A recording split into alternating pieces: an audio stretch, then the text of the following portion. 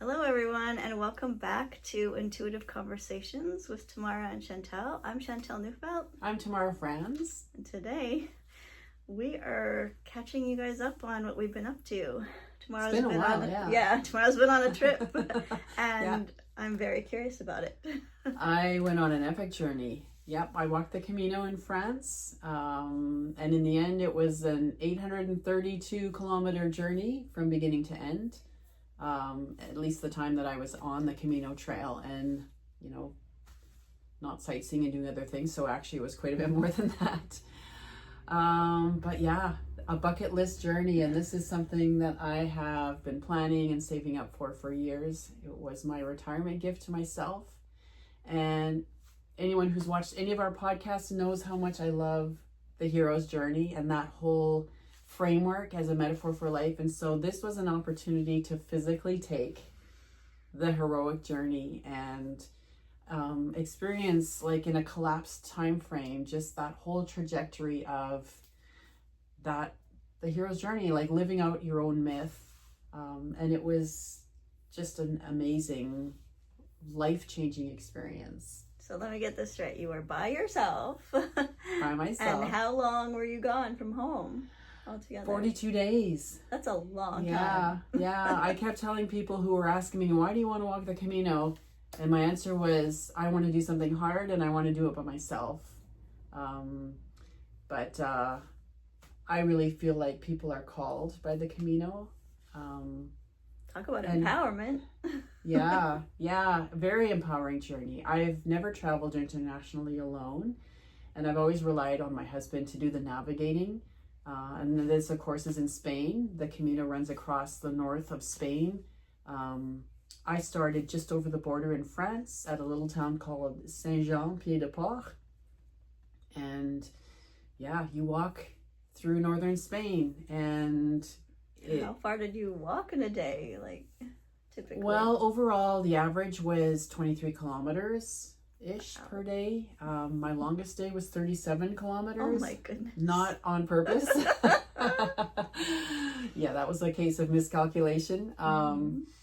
And I had some shorter days too, but it just kind of depends, where the towns are and where you think you're likely to stop for the day and what the weather's like, how you're feeling. Sometimes I would make a plan. I had a plan sort of sketched out, a day-to-day plan. A 37-day plan for walking the Camino, and I gave myself permission to depart from it. So sometimes I would have planned that I would stay in a certain town for a night, and I would get there and feel like, I don't really like the vibe of this place. I'm going to move on.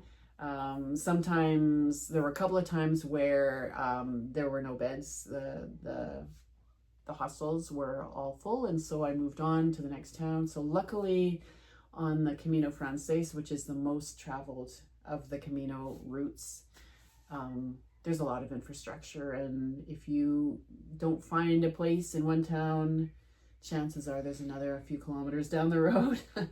That's so cool. And it's like such a metaphor for life that you have a plan, but every day it goes a little bit different than what you thought, and you have to pivot. Yeah, it's kind of like Stephen Covey and the flight plan, right? Where you're off your plan 95% of the time, but you know what the plan is, so you can always course correct. Yeah, it's just, and it's my word for this whole year, but especially for the Camino, was trust fall. Wow. And I thought, I just want to go and make this a giant trust fall and trust that there'll be a bed for me each night. I only booked the first couple of nights, and then had the freedom after that to choose where I was going to stay. That I would meet the people that I was meant to meet and have the experiences I was meant to have. Yeah. So yeah, it's just an epic journey, and meeting people from all over the world, having a chance to use a few different languages, going back to, my early studies in university where it was in languages. So I used a lot of Spanish, a lot of French, a bit of German. Cool. So that was a lot of fun. Wow. And just hearing people's stories, when you're on the Camino, you're in a space where everyone's taking that journey. And so it cuts away immediately a lot of the superficialities. And you don't meet people and say, so what do you do You meet people and say, where are you from and what drew you to walk the Camino? And then you might talk for 2 hours along the way as you're walking and share your stories. And, you know, the whole thing of what's your job doesn't even come up. You might not even exchange names for an hour or two. It's like, you're a pilgrim, I'm a pilgrim. We're walking, we have our different reasons, and what's yours and what's mine. And it's such a space of support and cheering each other on, goodwill. You meet people and everyone is saying Buen Camino to each other. And, you know, there's just this recognition that we're all doing something hard and we want to be supportive. And there's so much kindness. And, you know, there's this word Camino angel for people who show up and are helpful or supportive or whatever. And, you know, I saw a few Camino angels along the way, and it's a little bit hard after 5-ish weeks of being in that space to come out and start hearing the news again and realize, oh, it's still the same old. It's like you're transported to another dimension temporarily. Yeah, it kind of is. Like, it really does. You get a glimpse of what the world could be. There was a day where, I think I may have told you this story over coffee, but there was one day where I arrived at my destination and there was an hour before the hostels in Spain are called albergues. And so there was an hour before the albergue was going to open. Some people were already waiting outside. And so I found a place to sit, and, you know, we were kind of sitting, talking, more people gathered. And, you know, sooner or later, there was quite a large group of us waiting. And I looked around and I had met a number of people already on the trail along the way. And I knew, you know, the countries they were from. There were Koreans, there were Spaniards, French people from France and from Quebec. There was a guy from Lithuania, you know, just all these different nationalities represented in different languages. And not everyone could speak English, which kind of becomes the common language of currency on the Camino. But, you know, these Koreans couldn't speak English, but still, you know, the Spaniards and the Koreans were communicating with gestures and laughing, and there was a lot of conversation and banter going back and forth across the group. And there was a moment where I just thought, we know how to do this. We know how to get along. It doesn't matter what country, what language, what religion. You know, when we come in a space of goodwill with the recognition, we're all taking our journeys. Everybody is going to experience challenge and hardship, and we're here to support each other, and that's all. And we don't have politicians fomenting division and trying to make us distrust and fear each other. This is what natural human interaction is. And it's really hard to come out of that and adjust to a world where, you know, everything in the news is about dividing and conquering us. And we really should know by now that that's the tactic, right? It's about preventing us from realizing that that's who we naturally are. And when we can get along, we can completely transform the space we're in, where everyone experiences that kindness and goodwill. That's beautiful. Yeah, in many ways it was really beautiful. You know, and there are challenges, sleeping in dorm rooms every night with people snoring, and one night somebody was grinding their teeth super loud. Oh my. So it took me a while to realize what that was.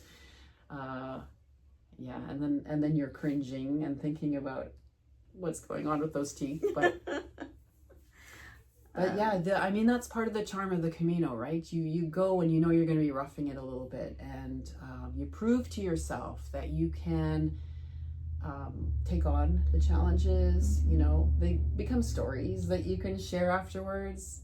And there's something really beautiful about a life that is stripped down to the bare essentials. You get up, you walk, you know, after about an hour or two, you find breakfast and have coffee and visit with people who, you know, come trailing in from the trail. Walk some more, have lunch, finish up your walk, hand wash your clothes, have a shower, find supper, and visit with whoever's around. And then, you know, you repeat day after day, but it's so simplified, and all the complexity of life and all these, you know, the many decisions you have to make every day, and the frenetic pace, everything is slowed down to a walking pace. And of course the scenery is spectacular and gorgeous. And yeah, there's a real charm about it, a life that is that simple. Yeah, if you could briefly share what was like the thing that was the most, unexpected for you, that you had to really pivot. Oh, okay, yeah. There was. I had a dark night of the soul on the Camino. So going in, I mentioned the most traveled route is the Camino Frances, and that is the one, when people talk about the Camino and you've seen the movie The Way with Martin Sheen, that is the route that is most commonly known. But of course, pilgrims came from all over Spain to arrive at Santiago, which is the cathedral church at the end of the pilgrimage, and supposedly has the remains of the Apostle St. James. That was the original reason people started walking this route, was to come and make a pilgrimage to the tomb of the apostle. And it's been happening for over 1,000 years, which in itself is amazing. But yeah, so there's this one main route, and it's become very popular, of course. And the minimum amount of kilometers you need to walk to get your certificate is 100 kilometers. And so a lot of people come and walk those 100 kilometers. That the last 5 days become sort of the most traveled part of the Camino. And I had heard so many stories about just the convergence of people in those last 5 days, and how choked the Camino gets, and how, people party, and it was just a different vibe than what I wanted for the end of my Camino. And so when I was planning, I thought, okay, I'll walk the first 24 days to Ponferrada. And then there is a Camino route that dips down south and comes back up to Santiago. It's called the Camino de Invierno, the winter Camino. And back in the day, pilgrims took this alternate route in the winter because just that distance a little further south made a difference in the amount of snows in the mountains, and it was just less tricky to navigate in winter. And so that route exists. It has a lot less infrastructure, and so you really need to plan your stages where you're going to be stopping, and sometimes carry your own food for the day. So I had done all the research and I had done all the planning, and on the 25th day I left Ponferrada on this Camino de Invierno. And the first 2 days were just absolutely gorgeous, spectacular hiking. There's some really historical things to see, and I was very excited about it. But by the third day, I had not met a single pilgrim on the trail. And so while I was walking, I didn't feel lonely, because there was so much to see and just beautiful vistas, and you're walking in the mountains. But in the evenings, I would feel really alone. And so finally, on the third day, when I arrived at my albergue, there were a couple of sisters there from Spain, and I was really happy to have someone to talk to. They didn't speak any English, but we could communicate, and I had my Spanish, rusty as it is.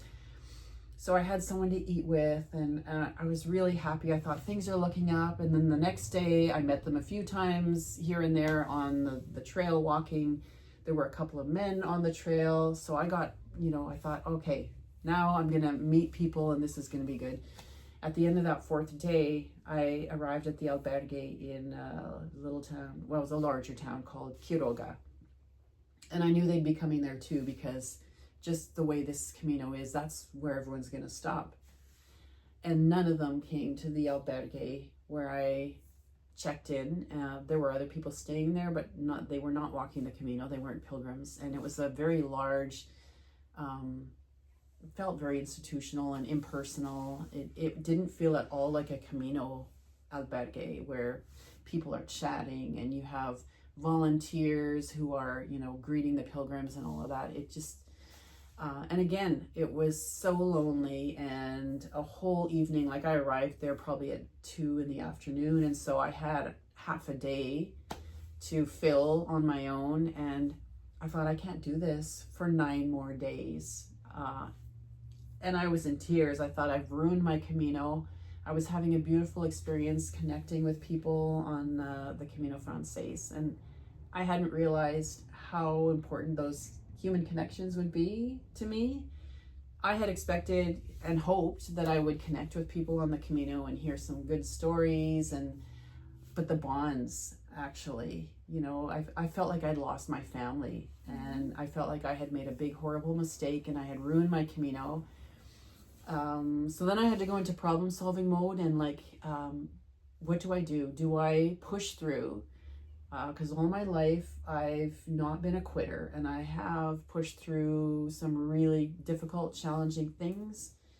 And then I finally thought, no, this is something I've waited for too long and saved up for too long and planned for too long, to make it become a test of psychological endurance. Like, can I go through the next 9 days, you know, forcing myself to be alone? And so I had to go online and figure out how I would get myself back to the Camino Frances, which meant looking at bus schedules and trying to figure out where bus stops were, and where are the connections, where can I, and it turned out there was only one place where I could connect back, and it meant taking a bus back to Ponferrada, and then another bus up into the mountains, to this town that was nearest the little tiny village of Ocebrero on the Camino, which is a really magical town with Celtic roots. It's the first settlement in Galicia, which has Celtic heritage. So I managed to figure everything out, which was like a whole new world of me, you know, on the fly, trying to change my plans and figure out the transportation and navigate it in another language. And the bus stop where I was supposed to be picked up had no signage or anything to indicate that it was a bus stop. And it was in front of a hostel / restaurant that was boarded up and up for sale. And so nothing there looked like a bus stop. And I had to kind of walk around and find, you know, the municipal building and the tourism office and ask them in French, is this really where the bus stop is, and try and figure out. So in the end, I got where I needed to go, but it was a challenge. It was a huge obstacle to overcome, both psychologically and then just in terms of the details. And what was the reward for pivoting to your preferences? The reward was that when I arrived in Ocebrero, it was a misty night. It was around 5 o'clock-ish when I finally got there by taxi from the town where the bus dropped me off. I had met an American who was just starting his Camino at that point, and I asked him to share a cab, and we chatted up while waiting for the cab. So I made a new friend, arrived in Ocebrero with a friend, and the mist was just cloaking this little village. And the town, the homes in the village are these old ancient heritage homes that are like, they're cylindrical, they're round with cone-shaped roofs that are thatched, and they're stone, and in the mist they were just so mystical. And the music in the center of the town, there was a square with some stores selling Celtic jewelry and keepsakes and things, and there was Celtic music playing, and just with the mists and everything, it was so magical. And I just stood there with tears, and I was just crying for joy because I felt like I had come home. And I had really navigated a tremendously challenging, for me, situation. And on the bus, I had thought to myself, if I see one familiar face, that will be the icing on the cake. So then I arrived at the albergue, and there was this woman, her name was Mai, and I had chatted with her earlier on, hadn't seen her for a couple weeks, and she was there, and we had a wonderful conversation. And with my new friend Nick, I had coffee and dinner that evening. And so it was just, you know, it was like coming from the darkest night of the soul into this wonderful, mystical, magical place of human connection. And very hero's journey. Yeah. But there was a real lesson in there for me in terms of a pattern in my life where I tend to go off alone. I go it alone and do things because I think there's a distrust. People won't welcome what I have to offer. And I have had difficulty fitting into the frameworks of society and this whole paradigm of patriarchy. And it just hasn't felt like a space that welcomes what I bring. And so the Camino felt like a place where I really could offer something. And that was a realization for me that people on the Camino appreciated what I brought, and they remembered me and by name. So that's awesome. Yeah, it was really lovely. So, but that's the Camino, right? It will bring you the experiences that you need to learn the lessons that you're there to learn. If you're awake to it. Yeah. If you actually think about what's going on. But it really does tend to come up starkly in your face because it's a pretty intense experience. Walking. The lesson that I'm taking from you is that, like, approval is what used to keep us safe or make us feel safe, but now it's preference that really is the thing that will keep us actually safe. Truly, yes. I followed my heart instead of, my head saying, oh, but you planned for this. You did all the research. You really should stay on this Camino. This is the itinerary you left with your family. Now they're going to be all mixed up. And I went with my heart. I went with my heart. And the reward was because most of the people that I had connected with up to that point were now a couple of days ahead of me because I had been 4 days on a different Camino. And even though I skipped a couple of stages coming back, they were still ahead.